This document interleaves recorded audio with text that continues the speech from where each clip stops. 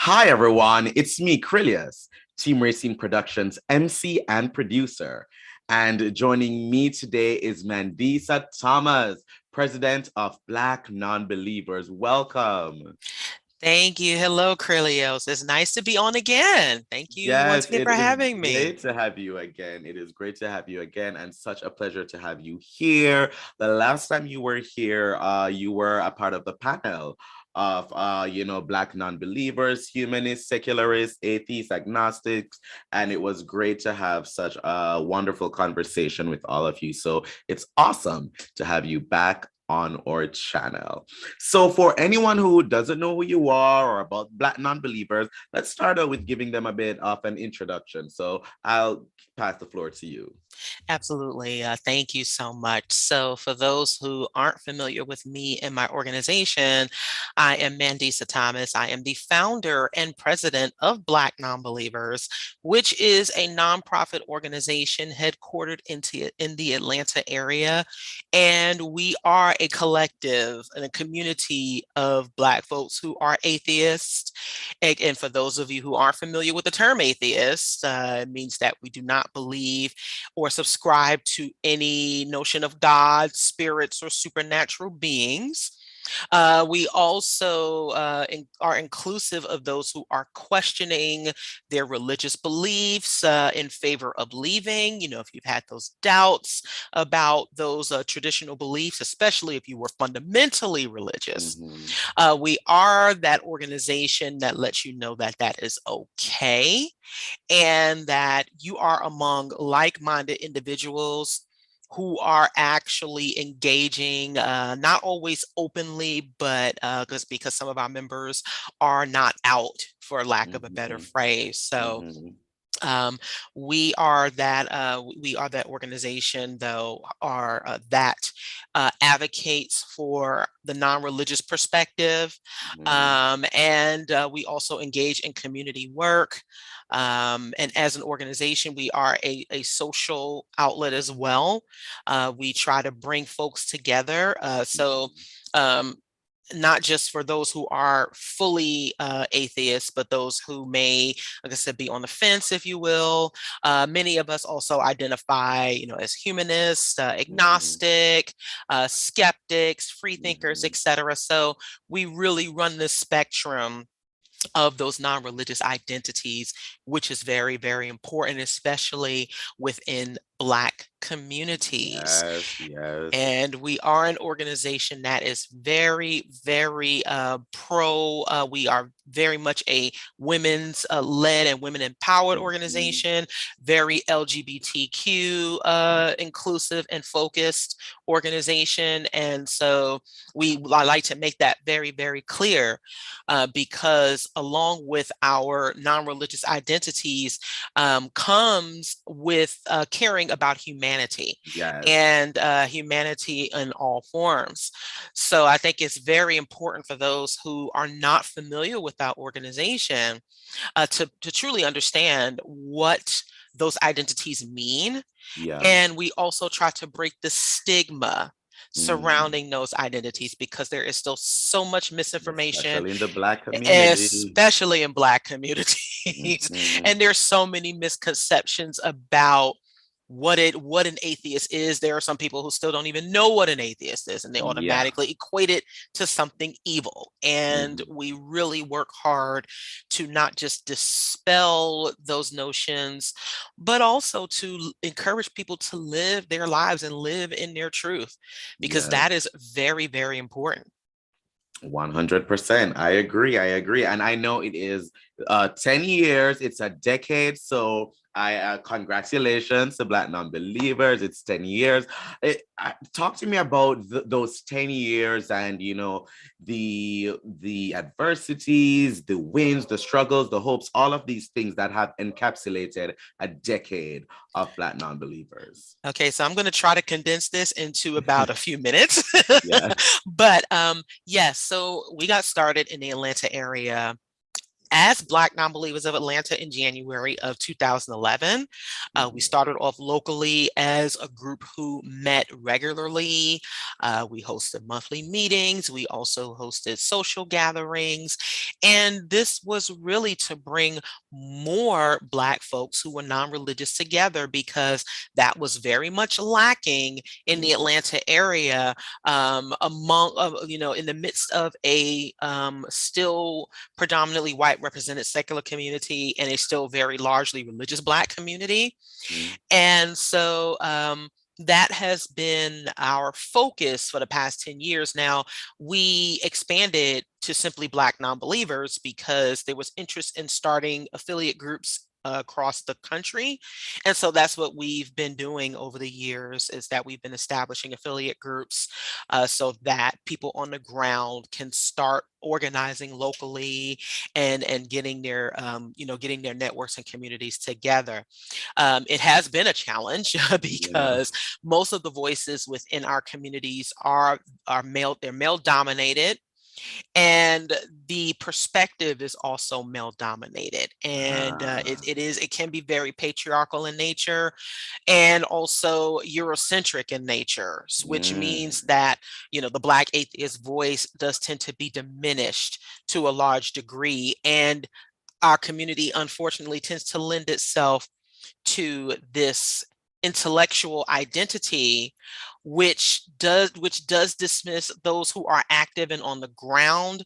And so they miss the opportunity to connect with everyday people does tend to be overlooked by those who are lacking in social engagement and social Yeah. skills. And so this is a void that we sought to fill. My background is in event organizing and event Mm. execution, as well as hospitality and customer service.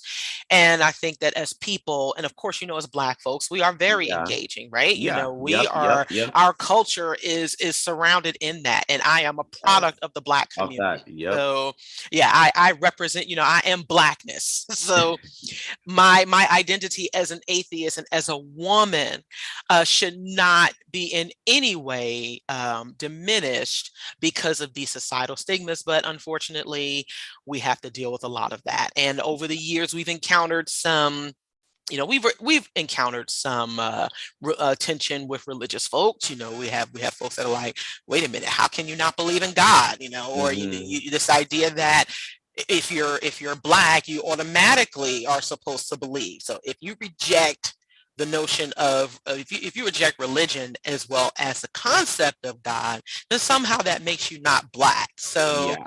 that also come, and then when you have people who are leaving these religious communities behind, unfortunately they don't leave the indoctrination behind, which involves some healing and Yes. also in some Yes. cases clinical help like therapy and counseling to overcome that religious trauma. And so people bring that with them, and that becomes at times a challenge to manage, Yeah. because with many religious communities comes religious mess. And you have mess in many communities, but yes, we often see that. In these religious communities. And Yes. so we have to deal with those who are bringing those religious notions with them. We often try to challenge folks based on evidence Yeah. and verification principles, helping people to understand that what they thought previously may have been incorrect, and it doesn't make them bad people for Yeah. not knowing that previously. However, when you are presented with new information, that may be uncomfortable.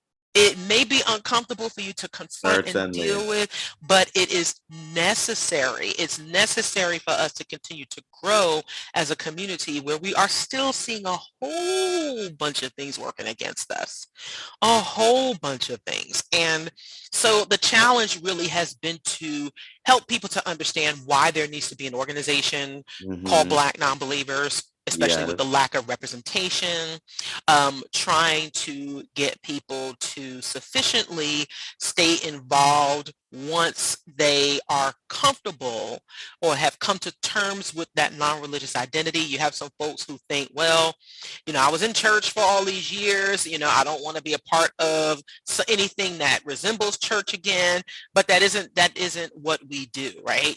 That is, the religious community does not have a monopoly on what is considered fellowship and Yes. Fellowship engagement. and engagement and Yes, organization and community and e- community. exactly. They and I actually challenge the reasons why they do it. Mhm. It can be harmful in Mhm. nature, and so I really do challenge this idea that that there is so much that we can take from these communities that we once belonged to.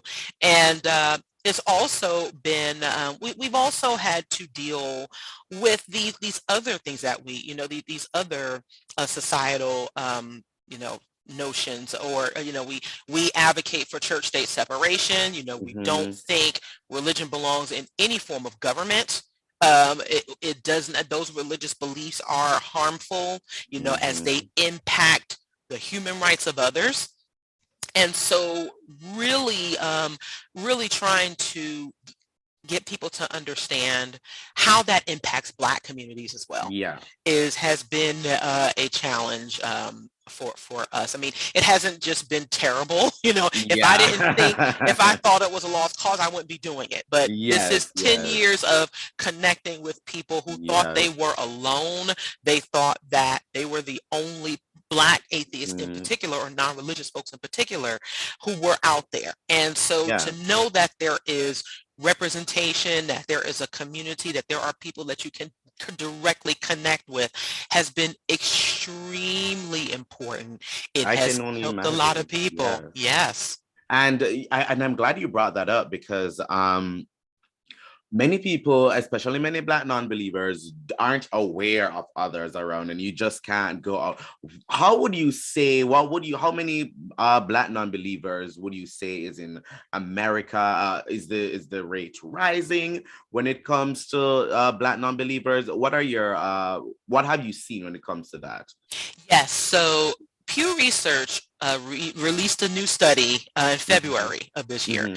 Hmm. And it was a study on religion in Black life. Hmm. And they found that the numbers of the non-religious have increased in our communities. They were Hmm. previously 87%. They've dropped down to 79% over the years, Hmm. which is telling, because we still deal with a huge level of religiosity in our communities. But what they found is that people are actually letting go of those traditional beliefs that they Hmm. once held. Um, there are still a disproportionately low number of people who identify as atheists Hmm. explicitly, or agnostic, or humanist. Hmm. But it is still, I think, from what I've seen and experienced and encountered over the years, is that there is a rise. There are more people who are non-religious. Yeah. However, there is a challenge in open identification. People actually being able to say that that there are people who can say that they don't go to church anymore, but to say that they don't believe in God, to say that they are Yeah, atheists. it's like a huge thing for them.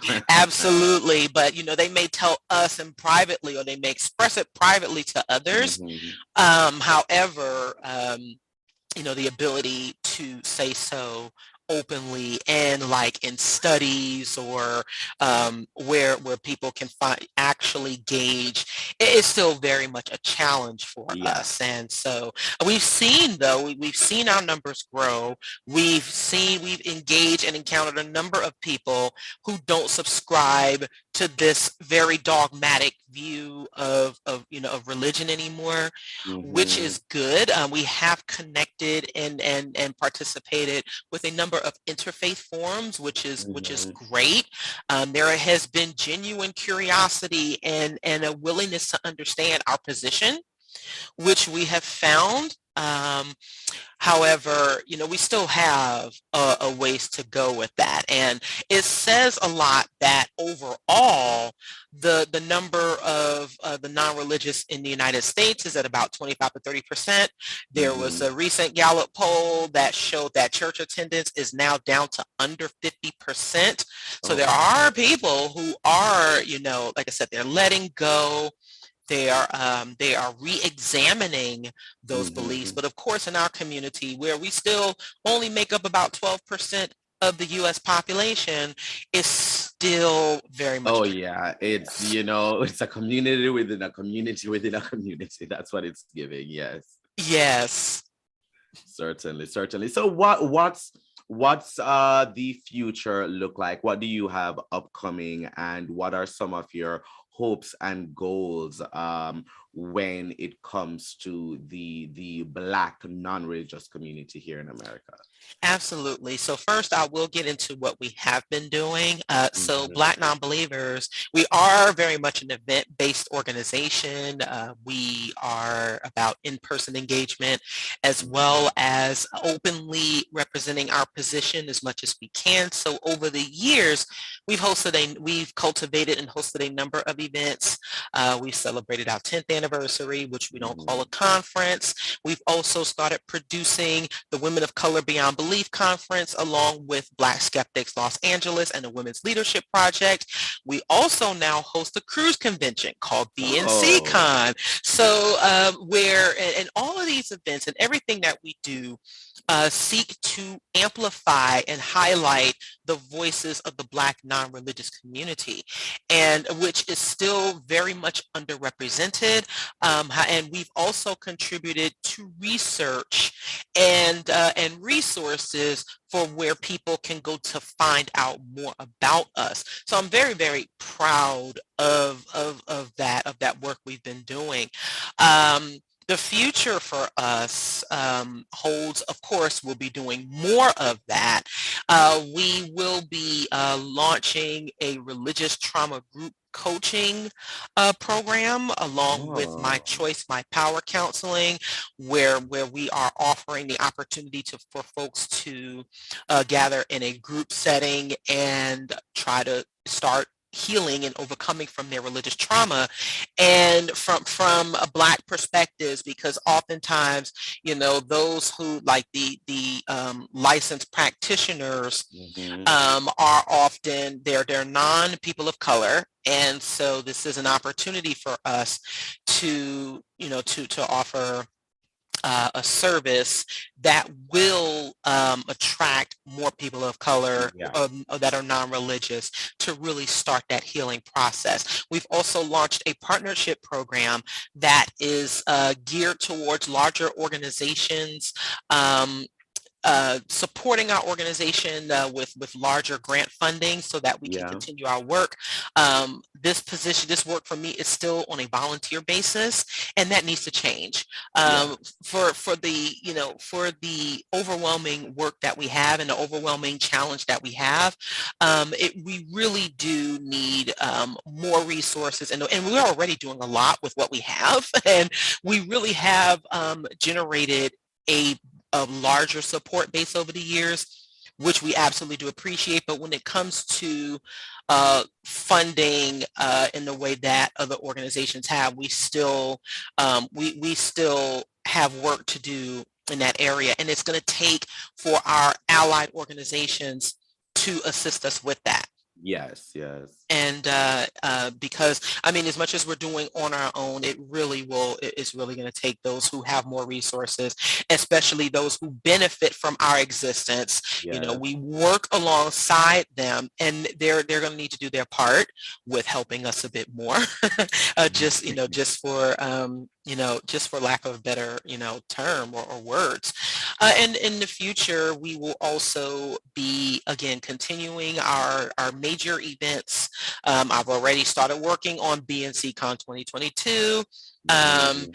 and continuing to get back into the flow of in-person engagement Ah. after almost 2 years of us being almost virtual, sort Yes. of being, transitioning to hybrid. And as more of us get vaccinated, as we follow the evidence and the science of this pandemic, we want to make sure that we are continuing to stay safe, but also making sure we get back into our, the things that we love to do, which is Yes. meeting people in person and just really, really offering that real-time engagement, because that is still very, very important. And I think if we learned nothing else from this pandemic, we learned what we can do virtually. We Mm-hmm. learned that we can bring people together. It is possible, even for those institutions that are used to doing things in person, which is very, very powerful. Yes, Yeah, yes. it is very, very important. But for those who might not be as technologically aware, or advanced, it was very much a learning curve for those folks, and I will say for myself as well. Yeah, So yeah. it was very, very helpful. And I will say for the future that it will continue to, again, we'll continue our regular programming. We also, over for 2020 and 2021, our Washington D.C. affiliate, and Ro was one of the guests last time, hosted the Legacy series, which highlighted Wow. voices of religious dissent Mm-hmm. in Black and also Caribbean communities, or Mm. the Afro Caribbean experience, Mm-hmm. because this is an education that many people still don't have. Oh, And so 100%. And I'm Caribbean, and so I know, what that is like. Trust me. yes, yes, and people need to know that there have always been Black folks from the Caribbean, folks on the continent of Africa, who Hmm. have dissented and who have challenged these beliefs, Oh, yes, certainly. Even when I was in high school, there was a small but vibrant, dissenting community, and as a matter of fact, I think I'm still friends with all of them. So Nice. yes, so that is a thing that exists, but it certainly is a really tiny community. Yes, and what we're seeing now is across the globe, there Hmm. are organizations that are in countries that aren't traditionally where we aren't represented, right? I just Hmm. participated in an event with the Humanist Barbados, Oh, which is a part wow. of Humanist International. And Hmm. so it's growing its legs, it's Yes, starting to yes, catch on. You have people who are out, they are open, they are organizing, and they're realizing that it is going to be up to us, up to the yes. people to actually do it. And the future definitely holds, that will include Black Nonbelievers as an organization, working with these organizations and featuring those activists and those organizers whose voices deserve to be heard. Yes, yes, yes, that is true. That is true. That is true. I agree with that. I agree with that. So, if we wanna have people engage with whatever Black non-believers doing, or donate to anything, or to keep up with anything. So I have some images that I want to share to encourage that engagement, and I'll just have you talk about each of them. Absolutely. Yeah, so let's start with this. Yes, so the Black Non-Religious Americans report was released in October Mhm. along with American Atheists. And this was a report that was generated from the U.S. Secular Survey that was introduced in 2019. Mhm. Um, what was found was something that isn't a surprise to us, that the Black participants faced more challenges, Mm. higher levels of concealment, also higher levels of depression, for example. So this report it was very crucial in helping people to understand, as well as to understand the data and to Mm-hmm. understand the actual, the hardships that many of us face. And so you can go to secularsurvey.com, and you can also access this report via the Black Nonbelievers website to learn more about those results, the challenges that are faced, and also what people can do to help not just individuals, but organizations continue our very, very important work.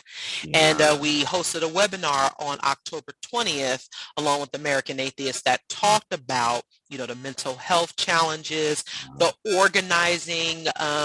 organizing, and as well as the challenges that go along with that, as well as some really good solutions on what we can do. Ah, wonderful, wonderful. Next up, we've got the Giving Tuesday. Yes, so Giving Tuesday was yesterday, and for Mm-hmm. Giving Tuesday is a global event. So, it Mm-hmm. it follows Black Friday, Cyber Monday, and Monday, so yep. this is an opportunity, especially during this holiday season, for people to support their favorite nonprofit Yes. organizations.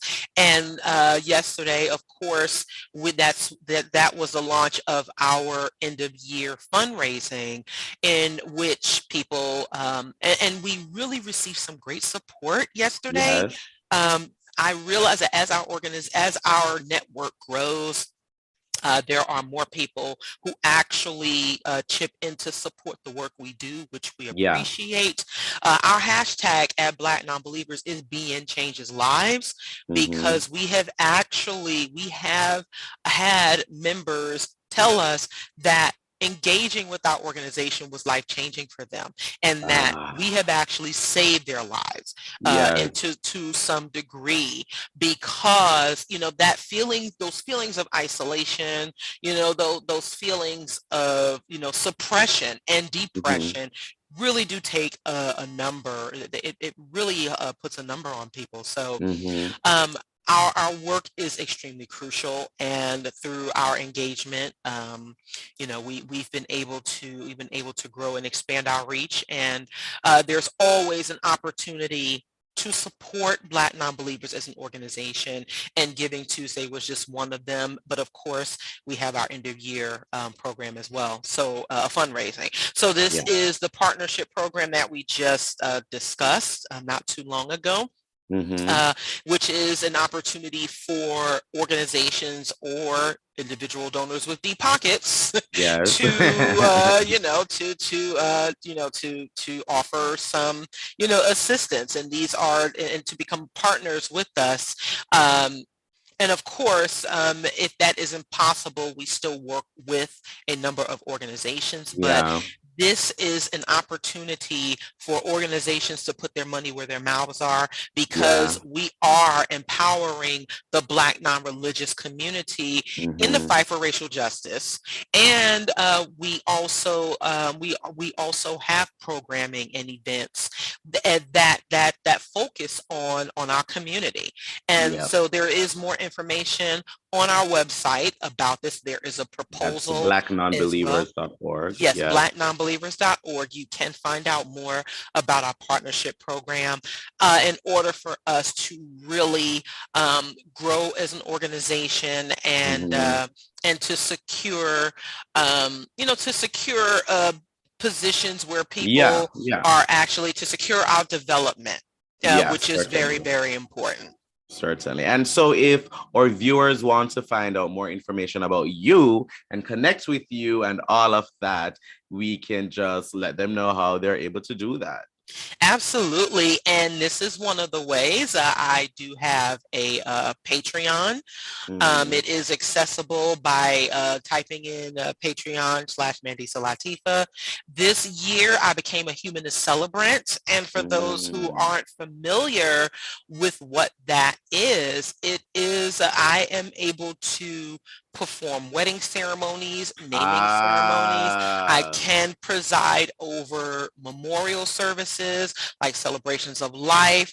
And Mhm. so it would be the equivalent to what is considered a pastor, but I'm not a, of course, I'm not a Yes, pastor, yes. but I am endorsed by both the Humanist Society and Universal Life Church. And this is Okay. a very important community service for Mhm. folks who are either fully non-religious or those who are, not traditionally religious. Yes, And yes, yes. so if you are, because we don't stop, we don't stop living, Yes. because we leave our religious communities. People still get married, they still Yep. create families, they still want to acknowledge those Yeah. special occasions in their lives.